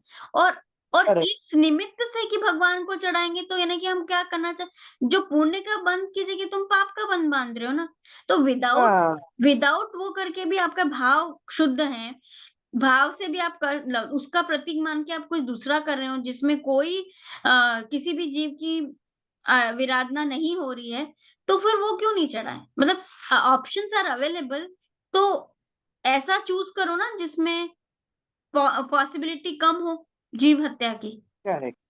ऐसा। और निमित्त तो भगवान की पूजा के लिए, आप सपोज आप शादी है या कहीं और किसी चीज में अगर आपका हो रहा है, वो तो लौकिक चीज हो गई, पर भगवान के कार्यों में क्यों करना? हाँ, ये अपनी अपनी मान्यता है, अपना अपना वो है, उस पे नहीं जाएंगे। बट अगर ऐसा देखा जाए, जो मैं लॉजिक जो लगाती हूँ वो ये है। अच्छा, ठीक है, तो अब मैं ना क्विकली, क्योंकि मैम ने बोला था ये जो चैप्टर है ना, उपयोग का चैप्टर, उसमें उसके बारे में बताना था। तो 1 सेकंड मुझे आप दीजिए, मैं आपको फटाफट बता देती हूँ, नहीं तो फिर वो रह जाएगा।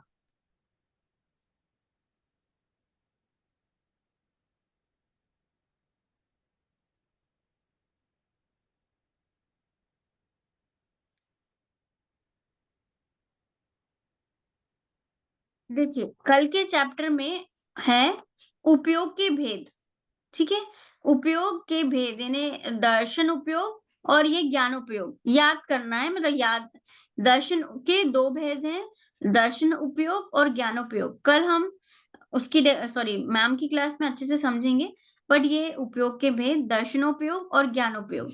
दर्शन उपयोग मतलब सामान्य प्रतिभास, और ज्ञानोपयोग मतलब विशेष जानना। अब इनके हाँ, उपयोग के 2 प्रकार हो गए, दर्शनोपयोग और ज्ञानोपयोग। ज्ञानोपयोग के 4 प्रकार हो गए, और सॉरी दर्शनोपयोग के 4 प्रकार हैं और ज्ञानोपयोग के 8 प्रकार हैं। ठीक है, अब कौन-कौन से हैं? उपयोग के प्रकार में दर्शन के चक्षु दर्शन, अचक्षु दर्शन, अवधि दर्शन और केवल दर्शन। और ज्ञानोपयोग के 5 सम्यक ज्ञान के और 3 मिथ्या ज्ञान के। आप लिख लीजिए।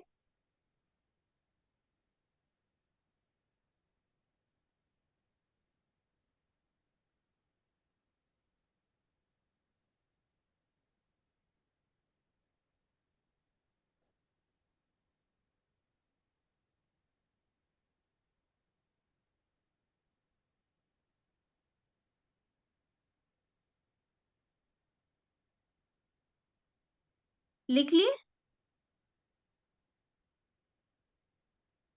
उपयोग के प्रकार, दर्शनोपयोग और ज्ञानोपयोग, मतलब दर्शन प्लस उपयोग, ज्ञान प्लस उपयोग। और दर्शन के हैं चक्षु दर्शन, अचक्षु दर्शन, अवधि दर्शन और केवल दर्शन। अवधि यानी अवधि दर्शन यानी कि अवधि ज्ञान होता है ना, यानी आपको किसी के बारे में उसका उसका पास्ट, फ्यूचर सब पता चल जाता है ना, वो अवधि ज्ञान होता है, अवधि। ये कल परसों मैम बताएंगी, आपको मैं हल्का सा तो बता दूंगी, टाइम है। और ज्ञानोपयोग के 5 सम्यक ज्ञान के और 3 मिथ्या ज्ञान के। अगर लिख लिए हो तो मैं आगे बढ़ती हूँ। ज्ञानोपयोग में कैसे हुए? सम्यक ज्ञान के 5 जो बताए, उसमें मति ज्ञान, ये हमको याद करने हैं नाम, मति ज्ञान, शुद्ध ज्ञान, अवधि ज्ञान, मनः पर्य ज्ञान और केवल ज्ञान।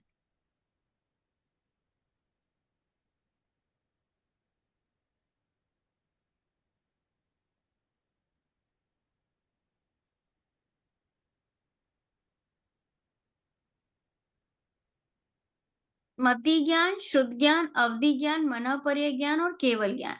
और मिथ्या मतलब ज्ञानोपयोग में 2 टाइप के ज्ञान है, सम्यक ज्ञान और मिथ्या ज्ञान। सम्यक के 5 भेद हैं और मिथ्या के 3 भेद हैं। तो एक है कुमति ज्ञान, यहाँ पे आप कु लगा लेना। मति ज्ञान, इधर सम्यक ज्ञान में मति ज्ञान बोलते हैं, और मिथ्या ज्ञान को कुमति ज्ञान, कुश्रुत ज्ञान और कुअवधि ज्ञान। ठीक है, तो देखिए, सम्यक ज्ञान ये समझते हैं। ज्ञानोपयोग मतलब आत्मा में ना हमारे पास ज्ञान से हम जानते हैं। तो ज्ञान में भी कितने टाइप के ज्ञान है ना, उसमें भी ज्ञान में कितने टाइप के नहीं, ज्ञान में भी कैटेगरीज हैं कि अरे ये वाला ज्ञान मेरे ये के लिए होगा, आपको कुछ लाना हो तो हितेश जी। है ना। तो ये सब शायद विभा जी आप म्यूट कर लीजिए। और सम्यक ज्ञान में भी 2 टाइप का ज्ञान होता है, परोक्ष ज्ञान और प्रत्यक्ष ज्ञान। ठीक है। सम्यक ज्ञान में भी जैसे ना ये 5 है ना, उसमें भी बोला है एक परोक्ष होता है जो इंद्रिय और मन की सहायता से जान करता है, वो है मति शुद्ध ज्ञान। और प्रत्यक्ष ज्ञान मतलब जिसमें बिना किसी सहायता के द्वारा आत्मा पदार्थों को जानता है, उसमें उसको बोलते हैं प्रत्यक्ष। तो अवधि और मनः पर्याय ज्ञान और एक है केवल ज्ञान। तो ये सब है प्रत्यक्ष। और परोक्ष मतलब जिसमें इंद्रिय और मन की सहायता से पदार्थों को जानते हैं। ठीक है। सम्यक ज्ञान में तो मति ज्ञान और शुद्ध ज्ञान परोक्ष ज्ञान है, क्योंकि इसको हमको इंद्रियां जरूरत पड़ती है, इंद्रिय और मन की जरूरत पड़ती है।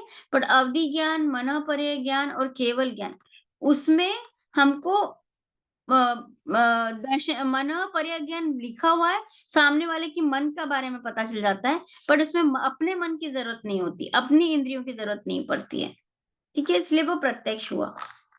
और ये है दर्शनोपयोग के 4 प्रकार के जो भेद थे, वो चक्षु दर्शन। दर्शन मतलब क्या होता है, अगर जल्दी से समझना है, दर्शन मतलब सामान्य प्रतिभास। तो जैसे सपोज करिए आप रास्ते में अंधेरे में जा रहे हैं और आपके पैरों में ऐसे सुर करके कुछ मतलब ऐसे पैरों के बीच में से कुछ निकल के गया, तो आपको क्या लगता है? सोचते हैं ना कि कुछ हुआ, कुछ गया।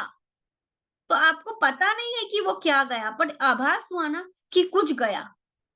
तो ये आभास आपको आंख से हुआ क्या? ये तो आपके शरीर से हुआ ना, क्योंकि वो जरूर करके मतलब पैरों को टच करके गया, तो आपको कुछ आभास हुआ कि कुछ तो था। तो ये क्या था? वो अचक्षु दर्शन में आ जाएगा, क्योंकि आपके पैरों से, आपकी त्वचा से हुआ, जैसे स्किन से टच हुआ। अगर आपको कुछ सामने से आता हुआ दिखता है, कुछ तो ऐसा कुछ कुछ आ रहा है, ये नहीं पता चल रहा क्या आ रहा है, तो अपने आंखों से पता कराना, तो वो हो जाए चक्षु दर्शन। ऐसा आभास जिसको आपको आंखों से पता चला, उसको चक्षु दर्शन। और अगर आपको कुछ जैसे त्वचा से या किसी ने चुभाया, है ना, किसी से चुभा, कुछ चीज चुभी, तो अरे यहाँ कुछ चुभने जैसा है यहाँ पर। ठीक है, तो उसको बोलते हैं आंखों से वो अचक्षु दर्शन। ठीक है, आंखों से जिससे पता चला वो चक्षु दर्शन।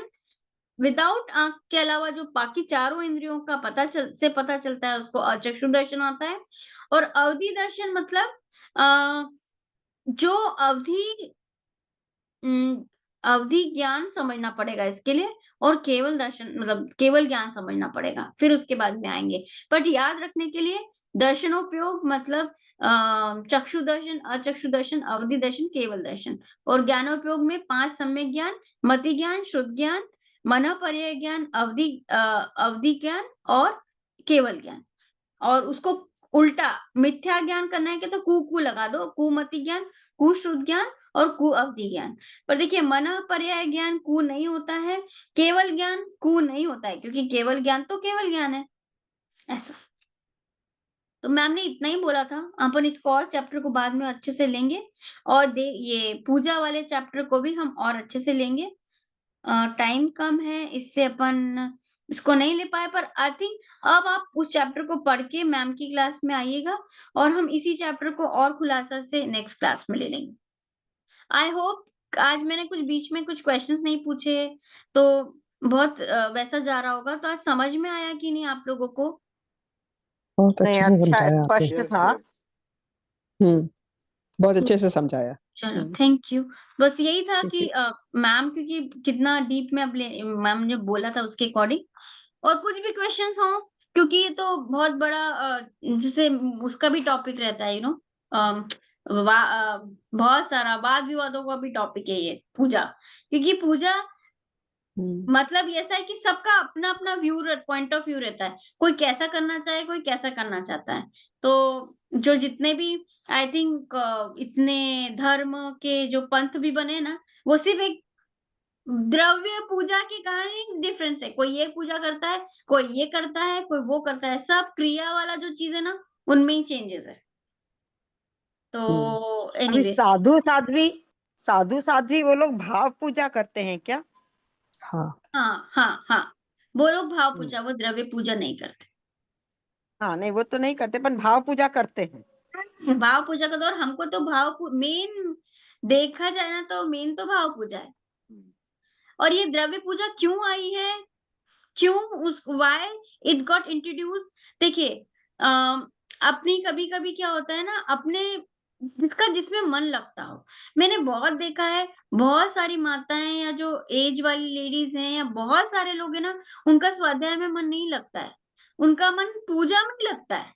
वहां जाना, वहां जाके उनको द्रव्य ले जाना, वहां जाके जो भी उनका मंदिर में जाके करना है, उनमें मन लगता है। तो जिसका जैसा मन लगता हो, जैसे बोल इसमें एग्जाम्पल देते हैं रमकड़े का, यानी कि गुजराती में बोलते हैं ना खिलौना। अब एक बच्चे को खिलौने में मन लगता है, वो खिलौना दो। किसी का बच्चे को बुक में मन लगता है, जैसे किसी का आईपैड से मन करता है उसको पढ़ने का। कोई बच्चा ऐसा होता है उसको आईपैड से जल्दी समझ में आता है, कोई बच्चा है उसको बुक से अच्छे समझ में आता है। तो अलग अलग मीडियम है, आपको जैसे समझना हो वैसे आप समझो। तो पूजा इसलिए कि अगर आपका मन नहीं लग रहा है, आप में इतनी शक्ति नहीं है, तो आप पूजा करो तो क्या रहता है, कुछ ना कुछ करने का रहता है। तो नींद आ रही होती तो भाग जाती है, तो ऐसा रहता है। तो इसलिए द्रव्य पूजा की जाती है। अब दूसरा, जितनी शक्ति किसी को 8 द्रव्य से करने में रहता है कि ज्यादा द्रव्य रहते हैं, किसी को 3 पूजा से भी कर सकते हैं। ये तो अपनी अपनी कितने में हमारा ध्यान लगता एग्जाम्पल है। एग्जाम्पल एग्जाम्पल मतलब कैसे? 3 पूजन। पूजन नहीं, जैसे बोलते हैं ना 8 ही द्रव्य, 8 द्रव्य, हम 3 द्रव्य से पूजा कर लें तो पूजा अच्छा। करने में अगर तुम्हारा मन उतना ही लग रहा है तो आप वैसा कर लो। पर 8 द्रव्य क्यों लिया जाता है उसके बाद में, क्योंकि 8 कर्मों का नाश होता है, और जो भी लॉजिक दिया हुआ है वो अगले उसमें आएगा। पर ऐसा मतलब नहीं तो, चंदन, हाँ जल हाँ, चंदन। जल, चंदन, अक्षत, पुष्प, नैवेद्य, दीप, वो तो 8 धूप, हो गया ना, 3 फल। आप क्या बोल रही हैं? मैं बोल वो रही तो हूँ कि 8 हो अगर गया। 8 से नहीं भी करना हो, सपोज आपको सिर्फ हाँ अक्षत से ही करना हो, सिर्फ चावल से करना हो, आपको सिर्फ फल से ही करना हो, तो कोई क्वेश्चन पूछे अगर हमको आठों द्रव्य से नहीं करना हो, तो उस दिन मेरे पास आठों द्रव्य नहीं है, तो वो पूजा कहलाएगी क्या? तो आंसर है हाँ, कहलाएगी।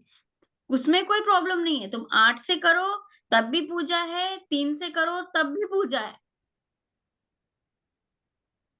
और 3 यानी जल चंदन कोई सा और भी, कोई सा अच्छा भी, कोई सा भी। कोई सा भी। हाँ सपोज आपके पास हाँ। उस दिन नहीं है, आपके पास सिर्फ चावल ही है, मंदिर गए आपके पास सिर्फ चावल है, तो आपने अगर सिर्फ चावल से पूजा कर ली, जैसे बोला संसार ताप विनाशनाय जलम निरपामति स्वाहा की जगह उसकी जगह अपने चावल भी चढ़ा दिए, ठीक है। हम्म तो वैसे तो ऐसे जलम बोल रहे हैं तो आप स्वाहा मत बोलो, मतलब कुछ और, सॉरी, जलम निरपामति स्वाहा पे अगर आपने चावल भी चढ़ाया तो कोई बहुत बड़ा पाप का पुण्य नहीं लगने वाला, क्योंकि आपके भावों में है। पर बोलने का ये मतलब है, चाहे आप 8 से करो, चाहे कोई से भी 3 से करो, पूजा तो पूजा ही है। अगर वो उसने आपको पूरे मन से किया हो, भावों से किया हो, एकाग्र मन से किया हो, तो वो पूजा ही है, ऐसा। हम्म। पर करना चाहिए पूजा प्रक्षाल, इसकी मनाही नहीं है कि आप घर बैठे बैठे भाव करने लग जाओ कि मैंने तो भाव से पूजा कर ली, ये भी गलत है। मंदिर जाके जो मन लगता है, और ये सब क्रिया भी करने में, ये सब करने में भी, क्योंकि आप कितने देर तक स्वाध्याय करो, कितने अलग अलग टाइप की चीजें होती है ना, उसके उसमें आप में स्फूर्ति आती है, नया चीज पता चलता है। पूजा में भी कितनी कितनी बातें इतनी अच्छी अच्छी लिखी हुई रहती हैं, तो भी अपने को पता चलता है कि ये सब चीज करना चाहिए। तो और कुछ? तो मनुष्य भाव में हम्म क्या आज ये मैंने लास्ट तक करते ही रहना चाहिए, या ऐसा भी स्टेट आता है जब ये चीजों का भी त्याग करके हम सिर्फ भाव में जा सकते हैं? अगर आप में ऐसी क्षमता है, अगर आपको कल ऐसी क्षमता है तो आप कल कर सकते हो। अपनी हाँ अपनी क्षमता पे है कि आपको ऐसा लग रहा है कि मैं ये करते करते कर एक ऐसी स्टेज आएगी कि मुझे इनकी जरूरत ही नहीं है। राइट। ठीक है, तो चले अब जी। अपना टाइम हो गया है। हाँ चलो जय हाँ। जिनवाणी स्तुति कर लेते हैं। जय जिनेंद्र एंड बहुत बहुत धन्यवाद। Thank you. निधि निज निज ने में बताई, बताई यह यह अनंत अनंत उपकार है, इसके इसके लिए लिए जिनवा जिनवाणी माँ को वंदना वंदना शत सत बार बार। है। जय जिनेंद्र। जय जिनेंद्र। Thank you Ruhi ji, thank you very much.